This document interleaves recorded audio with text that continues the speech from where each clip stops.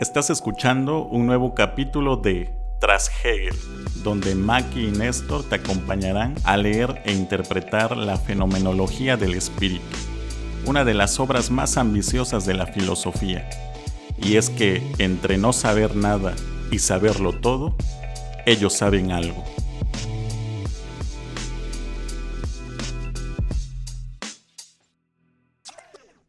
Hola, bienvenidos a un nuevo capítulo de Tras Hegel, el primer podcast de filosofía en español, donde leemos e interpretamos la fenomenología del espíritu de principio a fin. Yo soy Maki. Y yo soy Néstor. ¿Y qué vimos en el capítulo anterior? El capítulo anterior trató acerca de cómo Hegel realiza una crítica un poco a la ilustración de los aspectos que ignora del contenido de la fe. En este capítulo vamos a abrir el apartado 2, la doctrina de la ilustración, leyendo el apartado alfa, la inversión de la fe por la ilustración.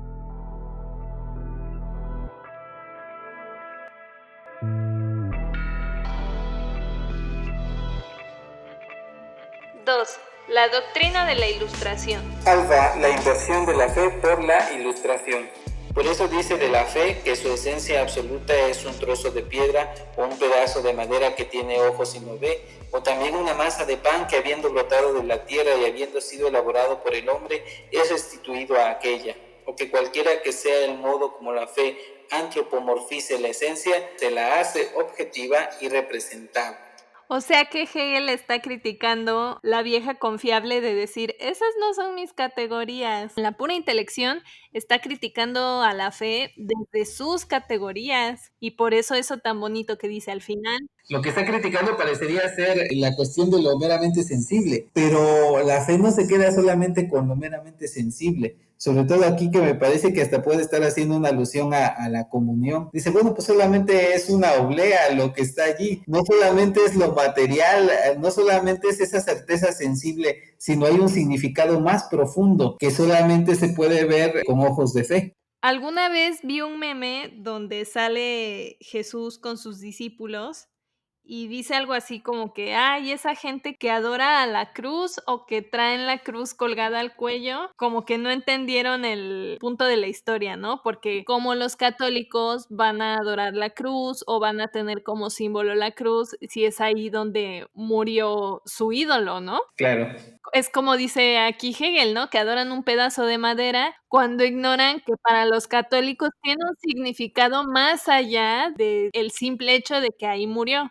Claro, por supuesto, sí, no es excelente el ejemplo. Una crítica falaz o una crítica muy superficial puede estar tirando los dardos en donde no es. En buena medida tiene que ver con esta cuestión de la representación y lo simbólico, pero lo dices muy bien, o sea, en este caso de la cruz es un símbolo de algo más profundo y solamente se entiende a profundidad toda vez que se viva, vamos, dentro de este contexto, de nuestra realidad y te crees significados más profundos que el hecho de decir, pues sí, ciertamente esta es la cruz en donde murió el Salvador y demás, y por qué recordarlo así. Pero eso es lo que Hegel está subrayando también, que la ilustración se queda muy corta en ese aspecto al criticar solamente lo de la certeza sensible, porque lo espiritual no se queda en la certeza sensible. Pero con esto terminamos el primer momento de cómo la fe experimenta la ilustración, ¿no? Dice al inicio de la sección, el puro pensamiento o como objeto la esencia absoluta en y para sí misma.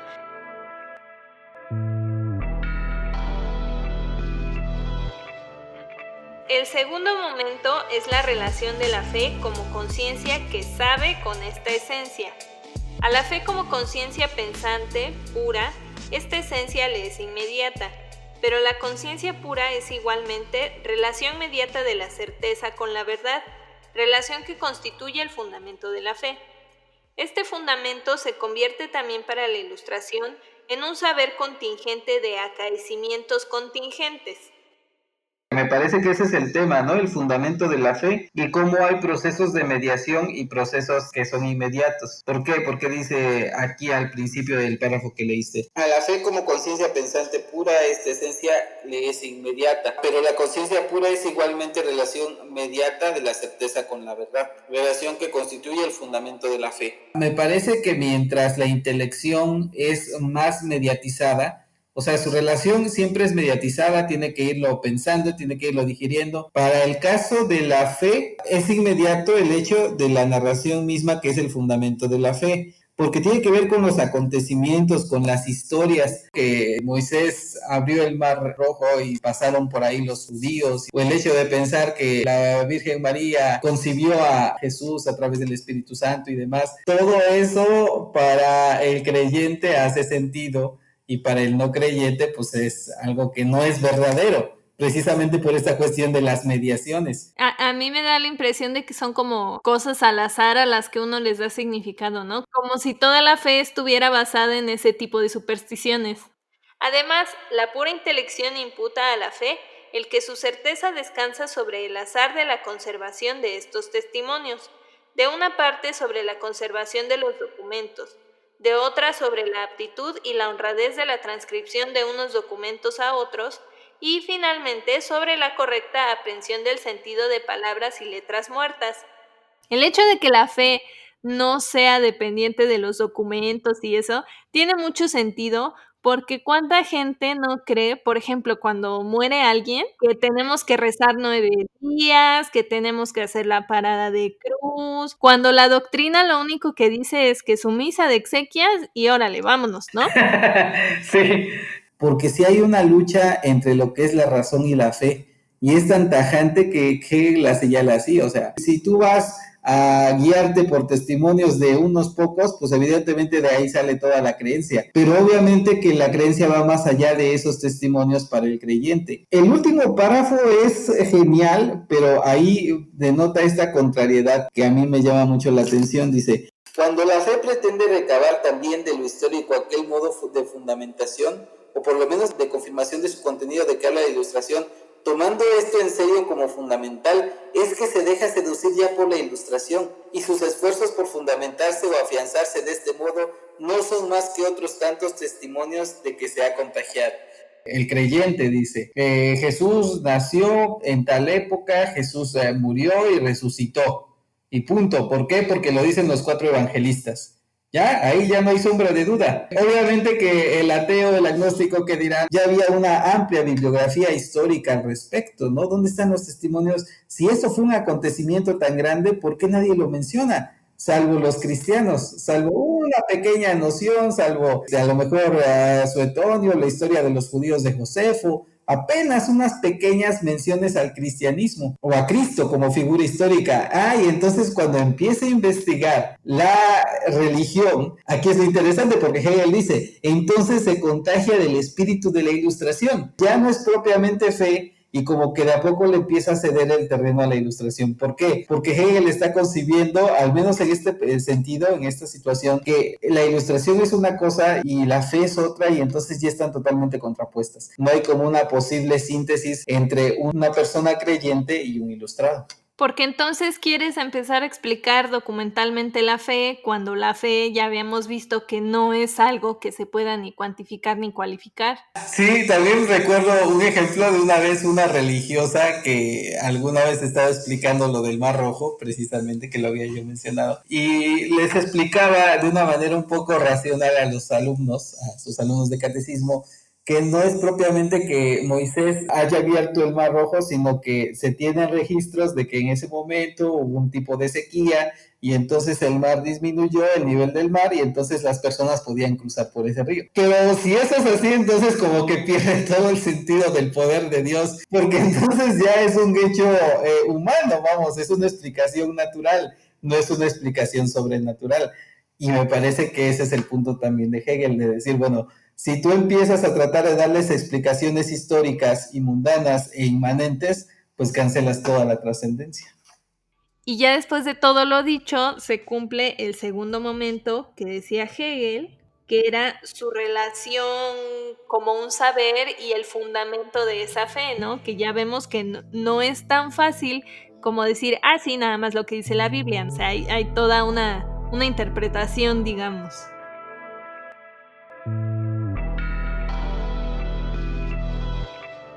Por cuanto que en el obrar se diferencian la conformidad al fin y el fin, y la pura intelección se comporta también negativamente con respecto a este obrar, y se niega a sí misma como en otros momentos. Se niega porque entonces yo no obro por mis intenciones, sino obro con intenciones de otro, o sea, del otro que es Dios. Entonces, no soy yo el que decide, sino que el otro decide por mí, por eso la obediencia. Por lo que se refiere a la conformidad al fin, debe presentarse como no entendimiento. Yo lo entendería que entonces no es que yo piense voluntariamente en lo que yo quiero hacer, porque no es de mi pensamiento que depende mi acción, sino que depende de la divinidad, de lo que dice el grupo, la iglesia, la comunidad, lo que tú quieras. Me amoldo al fin que me está dando, ¿no? Me amoldo al fin y por eso esta cuestión de que debe convertirse en fin lo malo, el goce y la posesión. O sea, porque yo no lo hago porque me guste, no debo hacer lo que me gusta por nada más por mí, sino que debe de estar en función del otro. Dice, vemos, según esto, en lo que se refiere a la conformidad al fin, que la Ilustración encuentra insensato el que el individuo creyente se dé la conciencia superior de no hallarse encadenado al goce y al placer naturales, absteniéndose realmente de ese goce y ese placer y demostrando con los hechos que no finge despreciarlos, sino que verdaderamente los desprecia.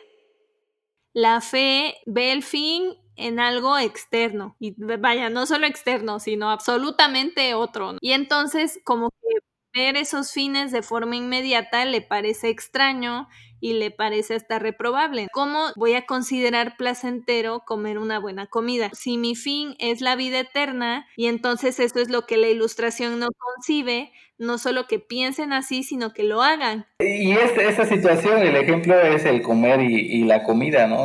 Pero esta cuestión del alimento, que también puede ser una metafórica de no solo de pan vive el hombre, esto es algo que no puede entenderlo adecuadamente la pura intelección, o yo diría también la Ilustración, que está criticando a la vivencia de la fe. Dice, declarará loco a quien para comer eche mano de los medios para comer realmente. Entonces, en la lógica de la pura intelección, hay reciprocidad, hay justicia, hay intercambio. O sea, utilizas el dinero para comprar productos y esos productos los puedes vender para obtener dinero. Eso es lógico. Lo que no es lógico es dar dinero sin nada a cambio y regalar comida sin nada a cambio, porque esto ya excede la lógica natural, la lógica normal. Y es interesante porque para la fe, para la vivencia de la fe, todo esto sí hace sentido, porque lo decíamos de nuevo, no solamente de pan vive el hombre, sino que hay algo siempre que está más allá, que es el fin superior, que como tú bien lo mencionabas, es el fin que está subordinando a todos los medios que llegan a ese fin.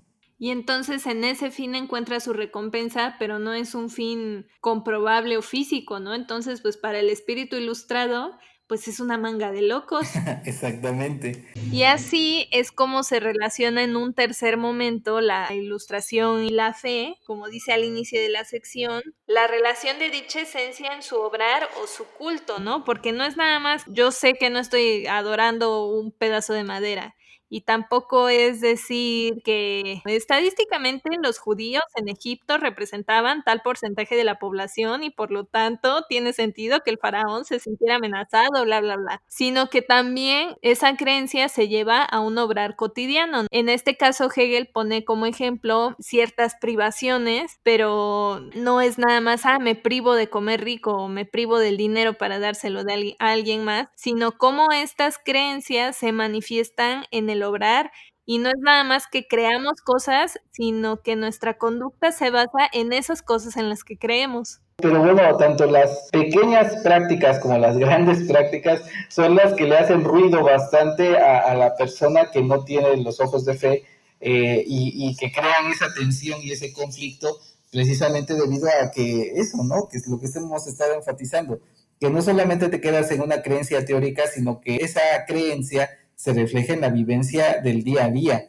y que por eso es que el católico, el creyente, el cristiano, el creyente en general se caracteriza esencialmente por hacer y por vivir lo que cree, no solamente por ir a la iglesia el domingo, por poner el ejemplo. Y con eso ya se cumple lo que dice Hegel, que es el tercer lado, la relación de la conciencia con la esencia absoluta como un obrar.